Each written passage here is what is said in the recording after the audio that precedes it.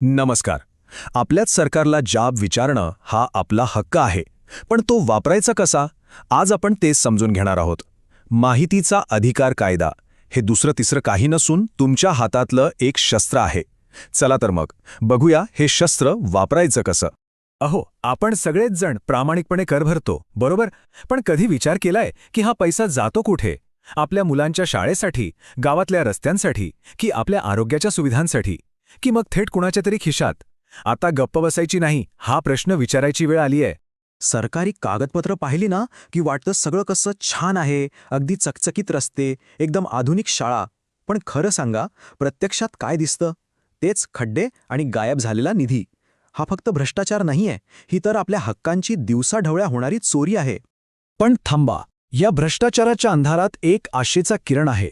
तो म्हणजे माहिती अधिकार अधिनियम 2005. लक्षात घ्या, हा फक्त एक कायदा नाहीये, हे आपल्यासारख्या सामान्य माणसाच्या हातात दिलेलं एक असं ब्रह्मास्त्र आहे जे मोठमोठ्या अधिकाऱ्यांना सुद्धा सत्य बोलायला भाग पाडतं. आता ऐका, या कायद्याने आपल्याला काय ताकद मिळते? तुम्ही कोणतंही सरकारी रेकॉर्ड स्वतः तपासू शकता. कोणत्याही कागदपत्राची खरी प्रत मागू शकता. इतकंच काय, तर अधिकाऱ्यांचे ईमेल्स आणि त्यांचे रिपोर्टसुद्धा मागू शकता.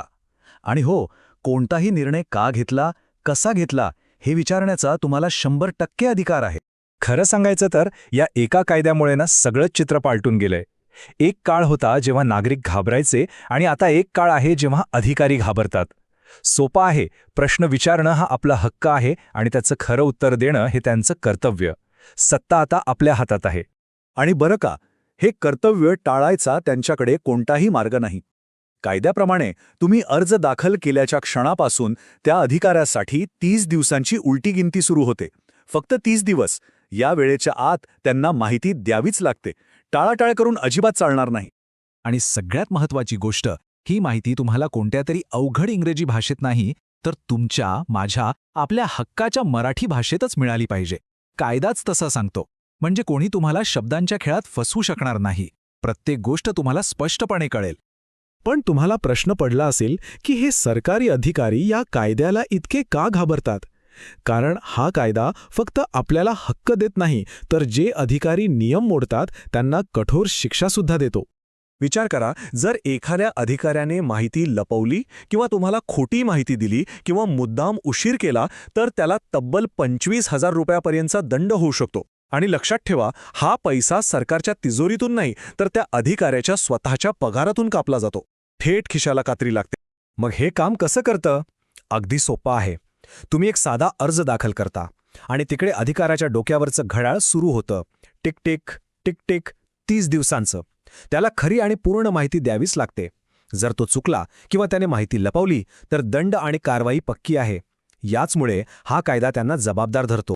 पण तुम्हाला वाटत असेल की हे सगळं खूप किचकट आहे, तर अजिबात घाबरू नका. या लढाईत तुम्ही एकटे नाही. आम्ही ग्रीन रुद्राक्ष चॅरिटेबल ट्रस्ट तुमच्या सोबत आहोत. अर्ज कसा करायचा, माहिती कशी मागायची, अधिकारी टाळाटाळ करत असेल तर काय करायचं, प्रत्येक टप्प्यावर आम्ही तुम्हाला पूर्णपणे आणि मोफत मार्गदर्शन करू. तर मग आत्ता ठरवा, अजूनही शांत बसायचं की आपल्या हक्कासाठी आवाज उठवायचा. तुम्ही भरलेल्या कराच्या प्रत्येक पैशाचा हिशोब विचारायला तयार आहात का? विचार करा, कारण हा अधिकार तुमचा आहे आणि आवाजही तुमचाच आहे. या सुंदर आत्मिक प्रवासात माझ्यासोबत केल्याबद्दल तुमचे खूप खूप धन्यवाद. आणि हे ज्ञान आपल्यापर्यंत पोहोचवणाऱ्या ग्रीन रुद्राक्ष चॅरिटेबल ट्रस्टचे पुन्हा एकदा मनपूर्वक आभार. तुमचा दिवस शुभ असो.